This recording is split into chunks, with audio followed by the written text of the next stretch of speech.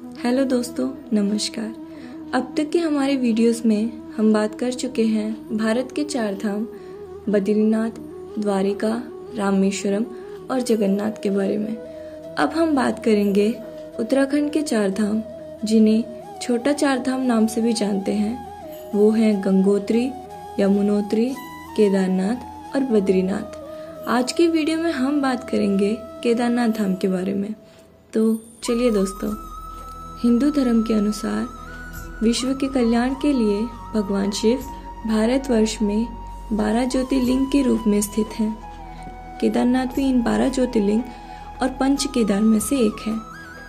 केदारनाथ मंदिर उत्तराखंड के रुद्रप्रयाग जिले में स्थित है। केदारनाथ धाम 3 तरफ से ऊंचे पहाड़ों से घिरा हुआ है। एक तरफ से 22,000 फीट ऊंचा केदारनाथ पर्वत, दूसरी तरफ से 21,600 फीट ऊंचा खर्चकुंड और तीसरी तरफ से 22,000 फीट ऊंचा भरतकुंड। इतना ही नहीं, यहाँ पे 5 नदियों का संगम भी है। यह नदियाँ हैं मंदाकिनी, मधुगंगा, शीरगंगा, सरस्वती और स्वर्णगौरी। लेकिन आज मंदाकिनी को छोड़कर बाकी नदियों का कोई अस्तित्व नहीं है। यह मंदिर एक 6 फीट ऊंचे चकोराकार चबूतरे पर बना हुआ है। केदारनाथ मंदिर की ऊंचाई 85 फीट, चौड़ाई 187 फीट और इसकी दीवारें 12 फीट मोटी हैं। यह मंदिर कत्यूरी शैली के आधार पर बनाया गया है। यह मंदिर 3,462 मीटर ऊंचाई पर बनाया गया है। यह बात हैरान कर देती है कि इतनी ऊंचाई पर इतनी बड़ी शिलाओं को तराशकर किस प्रकार सजोया होगा।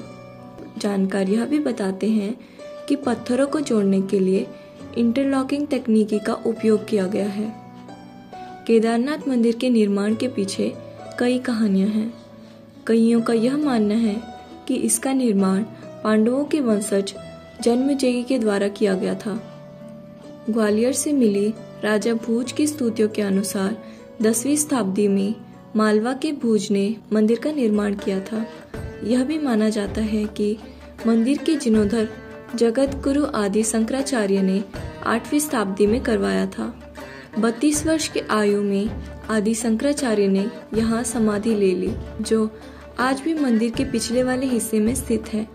इस मंदिर को लेके 2 कथा प्रचलित हैं। पहली कथा के अनुसार केदार के शिखर पर नारायण के अवतार नर और नारायण नामक ऋषियों ने महादेव की कठोर तपस्या की। उनकी तपस्या से प्रसन्न होकर महादेव ने उन्हें दर्शन दिए और उनकी विनती स्वीकार करते हुए यहाँ पे ज्योतिर्लिंग के रूप में सदा निवास करने का वचन दिया। दूसरी कथा के अनुसार महाभारत के युद्ध के बाद पांडवों को भ्रातृ हत्या का पाप लगा था। वो पाप से मुक्त होना चाहते थे, तो श्री कृष्ण ने उन्हें महादेव की शरण में जाने की सलाह दी। लेकिन भगवान शिव पांडवों से नाराज थे। भगवान शिव के दर्शन के लिए पांडव काशी गए, परंतु उन्हें महादेव नहीं मिले। पांडव शिव को ढूंढते ढूंढते हिमालय आ पहुंचे। पांडवों को आते देख शिव अंतर्ध्यान हुए और केदारनाथ आ बसे। परंतु पांडव भी अपने लगन के पक्के थे। महादेव को ढूंढते ढूंढते वो भी केदारनाथ आ पहुंचे। तब भगवान शिव ने एक बैल का रूप लिया और पशुओं के झुंड में मिल गए। पांडवों को शक हुआ। फिर भीम ने अपना विशाल रूप लिया और दोनों पर्वतों पर अपने पैर फैला दिए। यह देख सारे पशु घबरा गए और भीम के पैरों के नीचे से निकल गए। परंतु बैल के रूप में अवतरित महादेव को यह स्वीकार नहीं था। फिर भीम ने अपने बल का प्रयोग कर बैल को पकड़ना चाहा, लेकिन बैल जमीन में समाने लगा। तब भीम ने बैल के पीठ का भाग पकड़ लिया। भगवान शंकर पांडवों की निष्ठा, भक्ति और लगन से प्रसन्न हुए। उन्होंने पांडवों को दर्शन दिए और उन्हें भ्रातृ हत्या से मुक्त भी कर दिया। उसी समय से भगवान शिव के बैल के पीठ के रूप की आकृति के पिंड को यहाँ पूजा जाता है। जब बैल रूपी महादेव जमीन में समा रहे थे, तो उनके शरीर का ऊपर वाला भाग काठमांडू में निकला, जो आज पशुपति नाथ के नाम से प्रसिद्ध है। पूजाएं टुंगनाथ में मुख रुद्रनाथ में, नाभि मद्मदेश्वर में और जटा कल्पवेश्वर में प्रकट हुई। यही 4 स्थल केदारनाथ के साथ मिलकर पंच केदार के नाम से जाने जाते हैं। केदारनाथ मंदिर के बाहर नंदी बैल वाहन के रूप में विराजमान है। मंदिर के अंदर महादेव की एक पंचमुखी प्रतिमा है और मंदिर के बाहर एक हवन कुंड है और गर्भगृह में चारों तरफ प्रदक्षिणा पथ है। मंदिर के प्रांगण में पांडवों सहित द्रौपदी की मूर्तियां हैं। केदारेश्वर मंदिर आम दर्शनार्थियों के लिए सुबह 6 बजे खुलता है। दोपहर 3 से 5 यहाँ स्पेशल पूजा होती है। उसके बाद विश्राम के लिए मंदिर बंद किया जाता है। फिर दोबारा 5 बजे भक्तों के दर्शन के लिए मंदिर खोल दिया जाता है। भगवान शिव की प्रतिमा का विधि पूर्वक श्रृंगार करने के बाद संध्या 7:30 से 8:30 तक यहाँ रोजाना आरती की जाती है। फिर 8:30 बजे केदारेश्वर का मंदिर बंद कर दिया जाता है। केदारनाथ मंदिर के कपाट 6 महीनों के लिए खुलते हैं और 6 महीनों के लिए बंद हो जाता है। सर्दियों में भारी बर्फबारी के कारण केदारनाथ धाम बंद हो जाता है। मंदिर के कपाट बंद होने की तिथि तो निर्धारित है। यह तिथि है दिवाली के अगले दिन, जिस दिन भाई दूज मनाया जाता है। परंतु मंदिर के खुलने का दिन तय करते हैं ऊखीमठ के ओमकारेश्वर के पुजारी। ये पुजारी हिंदू पंचांग के अनुसार महाशिवरात्रि के दिन कपाट खुलने की तिथि की घोषणा करते हैं। आमतौर पे ये अप्रैल लास्ट और मई 1 में होती है। अब हम बात करेंगे केदारनाथ धाम के कुछ खास या रहस्यमय बातों के बारे में। पहली, केदारनाथ धाम का रहस्यमय दीपक। यह दीपक 6 महीने तक लगातार जलता रहता है।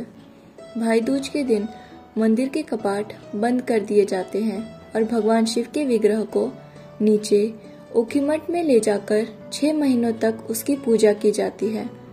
जब 6 महीने बाद मंदिर के कपाट खुलते हैं तब तक वह दीपक लगातार जलता रहता है। यह आश्चर्यजनक है कि 6 महीने तक यह दीपक कैसे जल सकता है। दूसरी, कैसे विलुप्त होगा केदारनाथ धाम। पुराणों के भविष्यवाणी के अनुसार इस समुचित क्षेत्र के तीर्थ विलुप्त हो जाएंगे।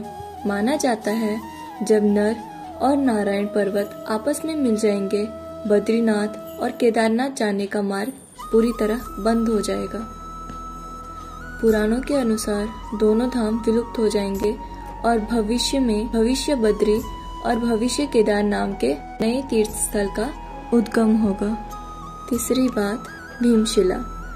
जैसे कि आप जानते हैं 2013 की भीषण बाढ़ में केदारनाथ धाम पूरी तरह से प्रभावित हुआ, परंतु एक विशालकाय पत्थर आकर मंदिर के ठीक 10 मीटर दूर आके रुक गया, जिसने मंदाकिनी नदी के तेज प्रवाह को 2 भागों में विभाजित कर दिया, जिससे मंदिर की इमारतों को बिल्कुल भी नुकसान नहीं हुआ।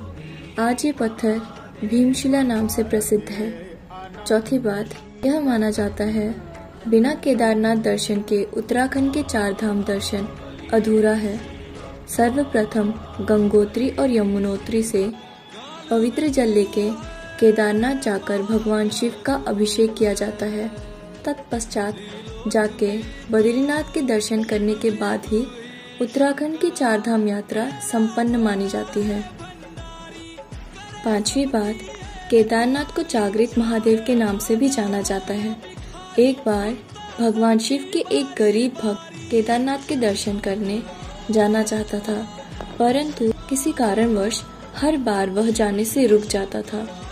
परंतु एक बार उसने दृढ़ संकल्प लिया और वह भगवान शिव के लिए केदारनाथ धाम की तरफ बढ़ा।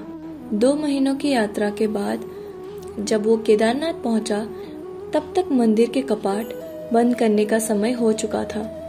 उसने पुजारियों से विनती की कि वो उसे महादेव के दर्शन करने के लिए कपाट खोल दें, परंतु पुजारियों ने उसे यह कह के मना कर दिया कि अब मंदिर 6 महीने बाद खुलेंगे। लेकिन वह भक्त मन में यह संकल्प लेके आया था कि वो महादेव के दर्शन करके ही लौटेगा।